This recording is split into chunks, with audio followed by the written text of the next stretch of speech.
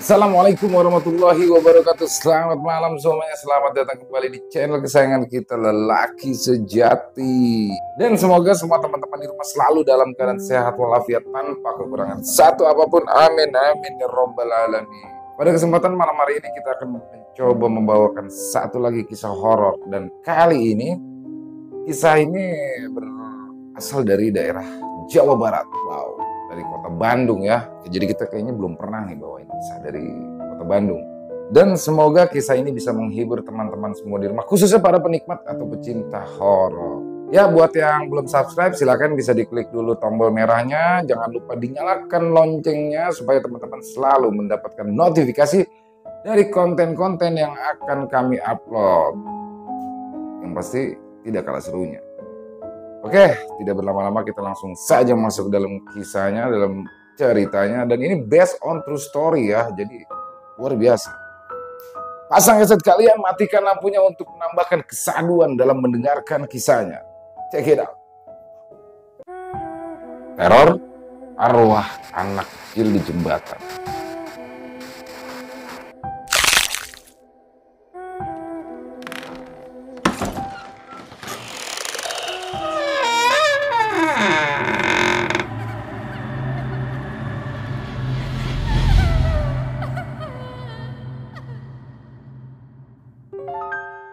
Tidak terasa, Rizky telah memasuki tahap akhir perkuliahannya. Jadi Rizky ini adalah seorang mahasiswa di sebuah universitas swasta yang berada di kota Jakarta. Jadi ya ini mengambil jurusan hukum. Dan saat itu Rizky ini sedang bersiap untuk menyusun skripsi. Nah, sebagai anak fakultas hukum yang sekaligus juga menyukai perihal lingkungan hidup khususnya hutan, maka pilihan fokus studi skripsinya adalah hukum konservasi hutan. Rizky ini memiliki paman yang tinggal di kota Bandung, yang kebetulan seorang tenaga pengajar utama juga di salah satu universitas di kota Bandung. Pamannya ini memang bukanlah seorang yang berlatar belakang hukum, melainkan dia adalah seorang pakar ekologi dan konservasi. Sebuah bidang ilmu yang penelitian utamanya adalah keberlanjutan pembangunan yang seiring dengan kelestarian lingkungan hidup.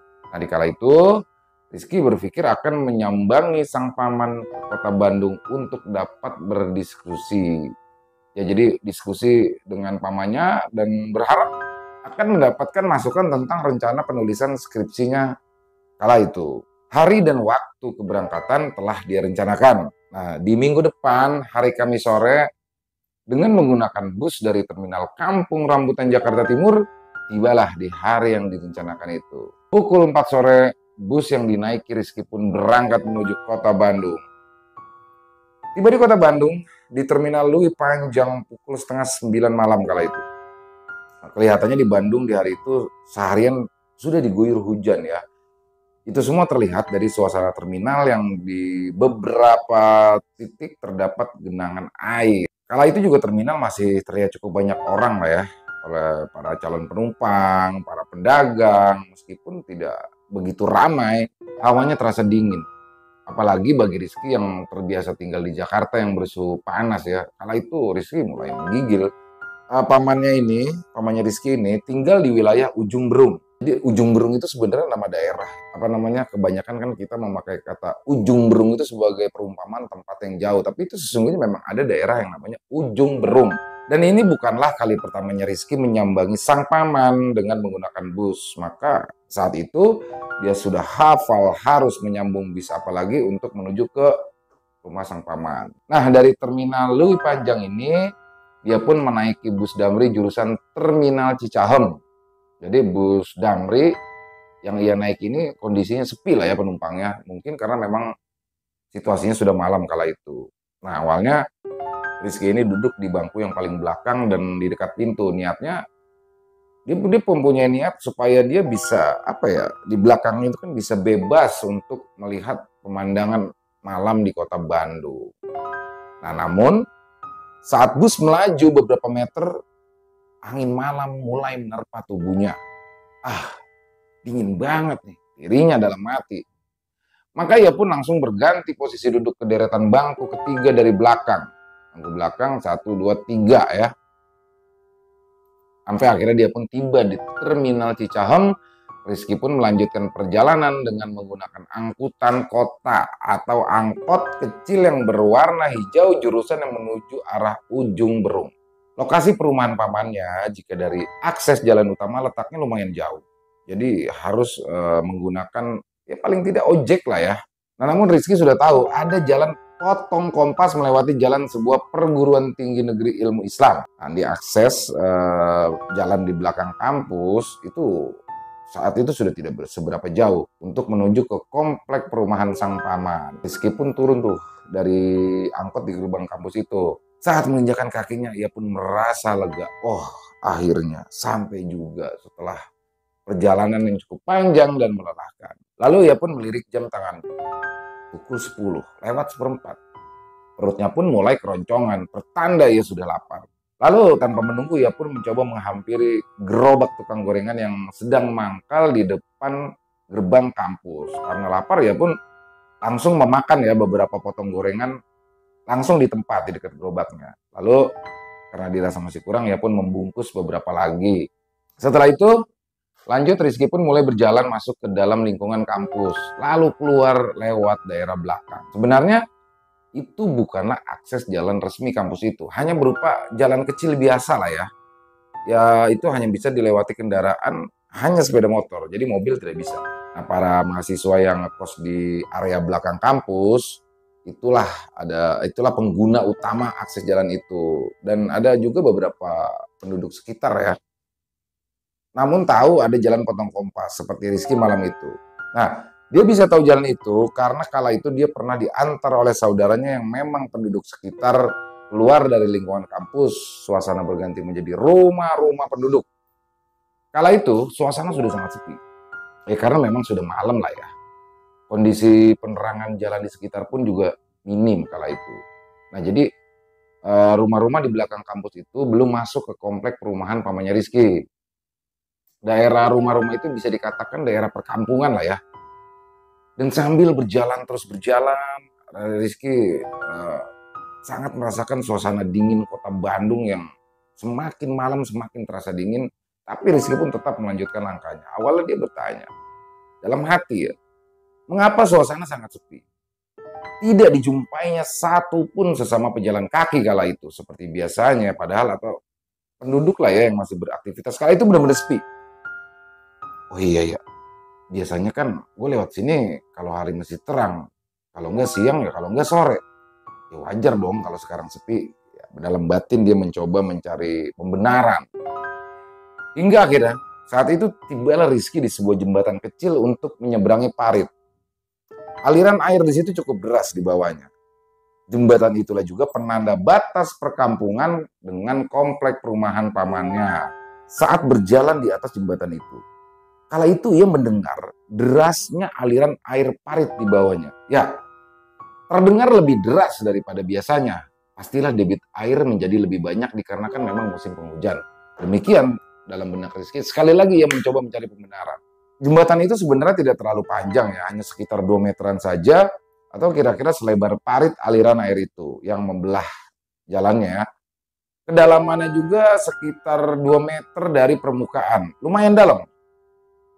Jadi kalau yang nggak tingginya nggak sampai 2 meter udah pasti kalau. Nah tapi baru saja Rizky melewati jembatan itu sekitar 5 meter namun masih di sisi parit.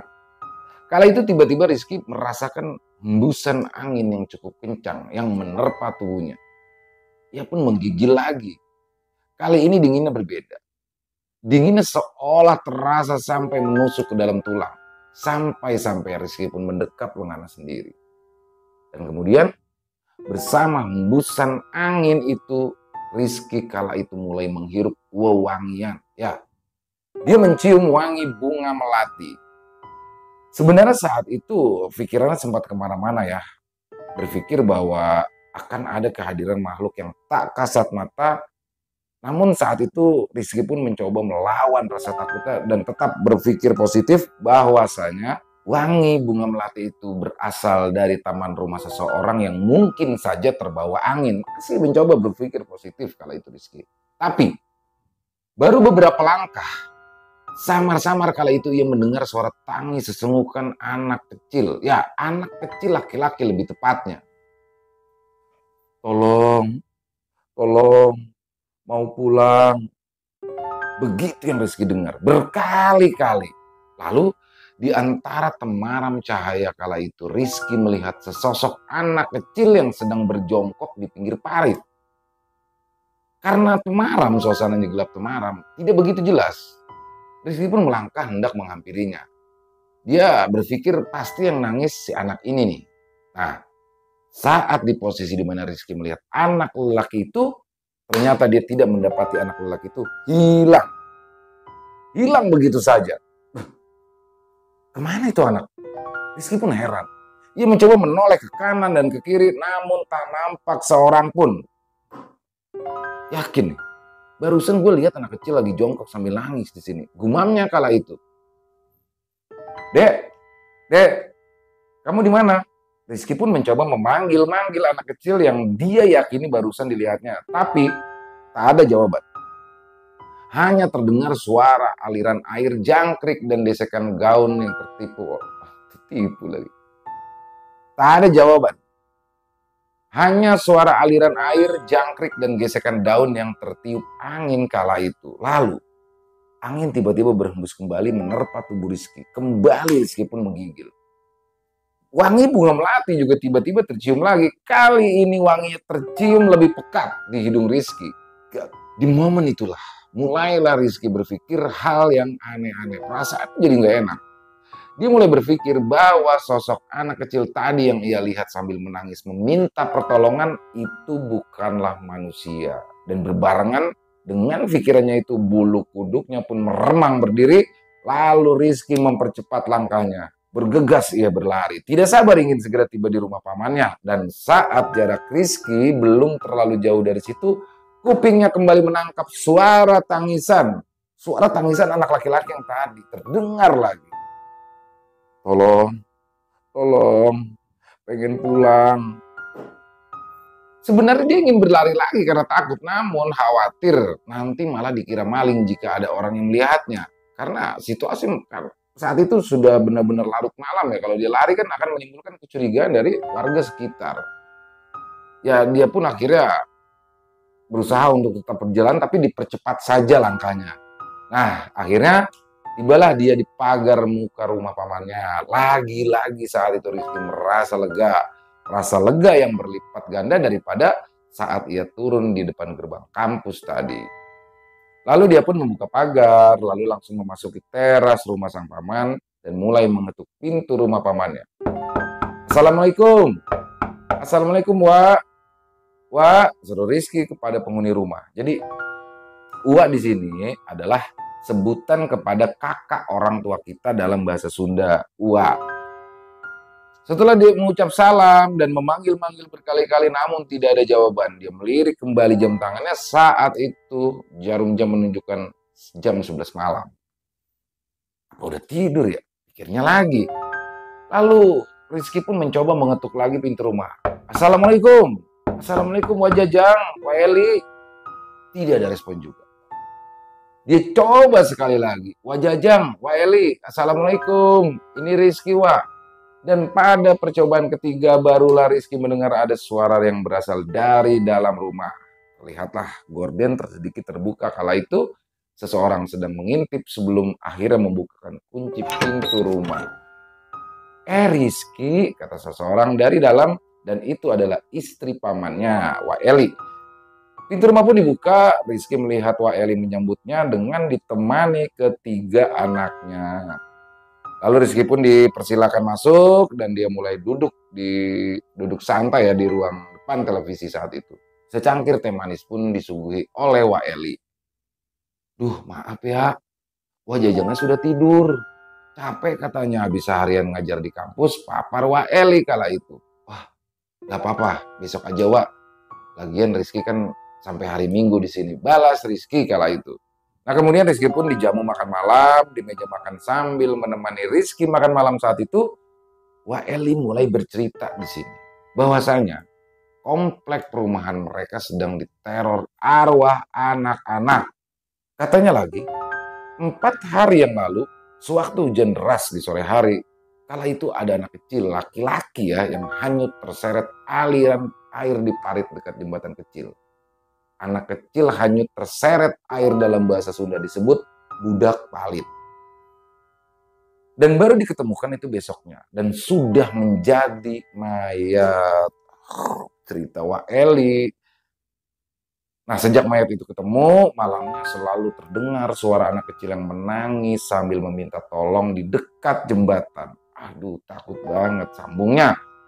Makanya tadi juga maaf ya, buka pintunya agak lama. Takut, wah mah, mana ini malam Jumat, lanjutnya lagi.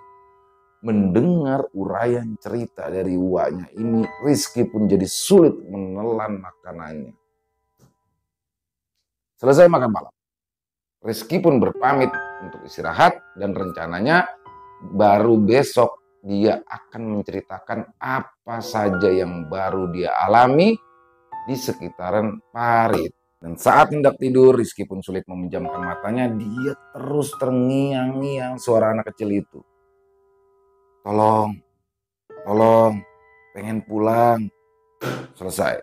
Ya, jadi kisah hantu ya tentang anak kecil itu selalu apa ya? Selalu menakutkan sih bagi saya. Jadi anak kecil yang meminta tolong itu jangankan hantu, anak kecil biasa aja tuh sudah menakutkan sebenarnya. Kasihan ya, lebih kasihan apalagi ini dalam bentuk hantu. Ya, luar biasa. Buat teman-teman yang mungkin punya komentar lain, silakan bisa tulis di kolom komentar. Dan buat yang suka dengan videonya, silakan bisa diklik tombol jempol, tombol like. Buat yang belum subscribe, sekali lagi kami ingatkan untuk segera diklik tombol merah. Jangan lupa loncengnya, agar teman-teman selalu mendapatkan notifikasi-notifikasi dari konten-konten yang akan kami upload selanjutnya. Oke, sampai di sini aja pertemuan kita. Saya Ilham, mohon maaf apabila dalam pembawaan ceritanya tadi ada kesalahan dalam berkata-kata. Dan sampai jumpa lagi di konten-konten kami selanjutnya yang pasti tidak kalah serunya, masih bersama saya Ilo di Laki Sejati.